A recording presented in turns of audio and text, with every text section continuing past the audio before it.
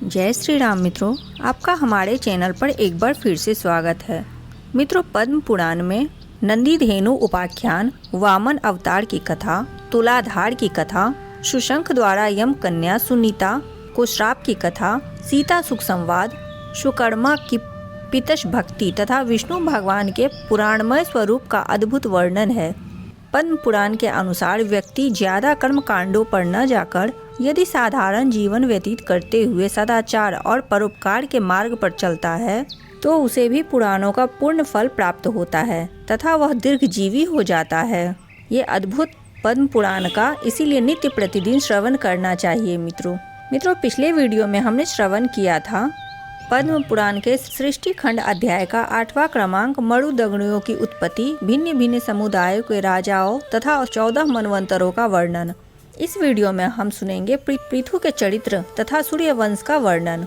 तो आइए मित्रों, श्री हरि को स्मरण करते हुए हम कथा का प्रारंभ करते हैं। भीष्म जी ने पूछा, ब्राह्मण, सुना जाता है पूर्व काल में बहुत से राजा इस पृथ्वी का उपभोग कर चुके हैं। पृथ्वी के संबंध से ही राजाओं को पार्थिव या पृथ्वीपति कहते हैं, परंतु इस भूमि की जो पृथ्वी संज्ञा है वह किसके संबंध से हुई है? भूमि को यह परिभाषित संज्ञा किस लिए दी गई अथवा उसका गौ नाम भी क्यों पड़ा, यह मुझे बताइए। पुलस्त जी ने कहा, स्वयंभू मनु के वंश में एक अंग नाम के प्रजापति थे। उन्होंने मृत्यु की कन्या सुनीता के साथ विवाह किया था। सुनीता का मुख बड़ा कुरूप था। उससे वेन नामक पुत्र हुआ जो सदा अधर्म में ही लगा रहता था।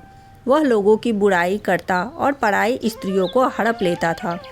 एक दिन महर्षियों ने उसकी भलाई और जगत के उपकार के लिए उसे बहुत कुछ समझाया बुझाया, परंतु उसका अंतःकरण अशुद्ध होने के कारण उसने उनकी बात नहीं मानी, प्रजा को अभय दान नहीं दिया। तब ऋषियों ने श्राप देकर उसे मार डाला। फिर अराजकता के भय से पीड़ित होकर पाप रहित ब्राह्मणों ने वेन के शरीर का बलपूर्वक मंथन किया। मंथन करने पर उसके शरीर से पहले मल्लेच्छ जातियाँ उत्पन्न हुई, जिसका रंग काले अंजन के समान था।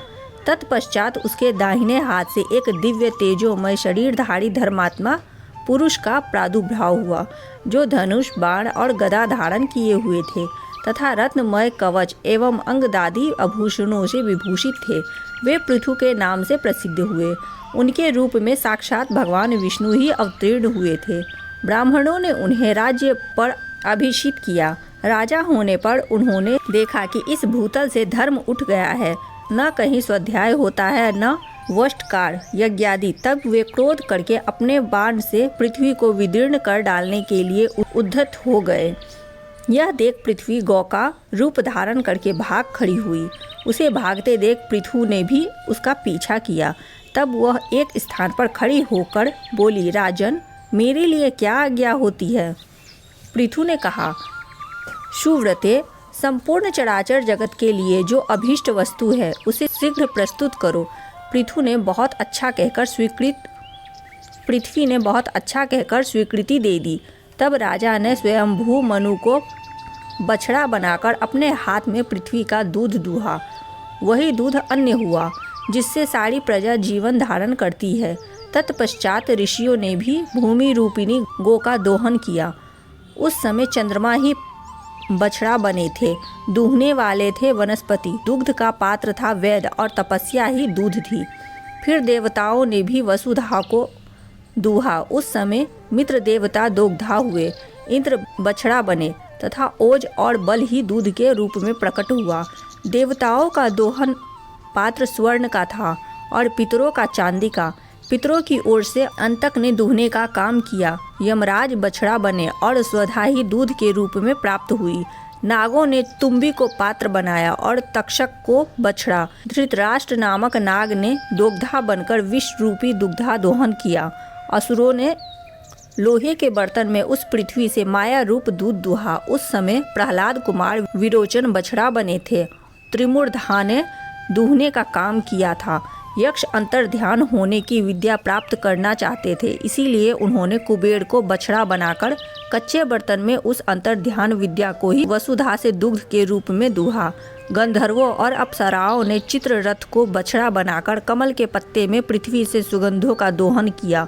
उनकी ओर से अथर्ववेद के परमगामी विद्वान सुरुचि ने दूध दूहने का कार्य किया था। इस प्रकार दूसरे लोगों ने भी अपनी अपनी रुचि के अनुसार पृथ्वी से आयु, धन और सुख का दोहन किया। पृथु के शासन काल में कोई भी मनुष्य न दरिद्र था और न ही रोगी, न ही निर्धन था और न ही पापी, तथा न कोई उपद्रव था न पीड़ा थी। सब सदा प्रसन्न रहते थे, किसी को दुख या शोक नहीं था। महाबली पृथु ने लोगों के हित की इच्छा से अपने धनुष की नोक से बड़े बड़े पर्वतों को उखाड़कर हटा दिया और पृथ्वी को समतल बनाया। पृथु के राज्य में गांव बसाने या किले बनवाने की आवश्यकता नहीं थी। किसी को शास्त्र धारण करने की भी कोई प्रयोजन नहीं था। मनुष्यों को विनाश एवं वैषम्य का दुख नहीं देखना पड़ता था।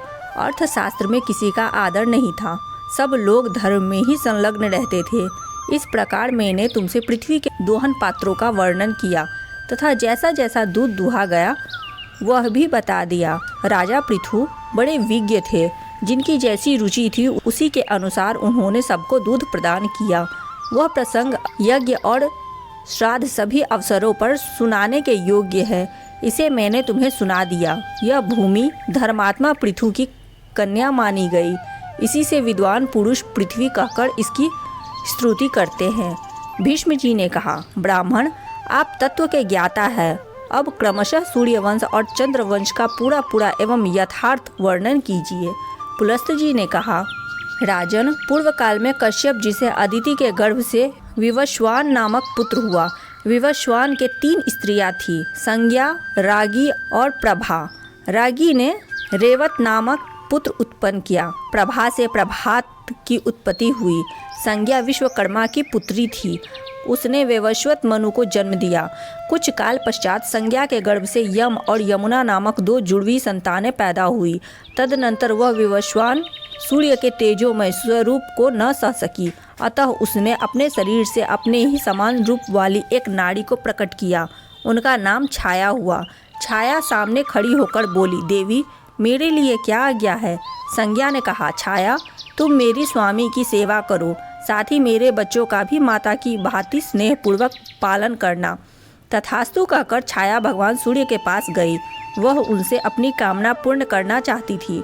सूर्य ने भी यह समझकर कि यह उत्तम व्रत का पालन करने वाली संज्ञा ही है, बड़े आदर के साथ उसकी कामना की।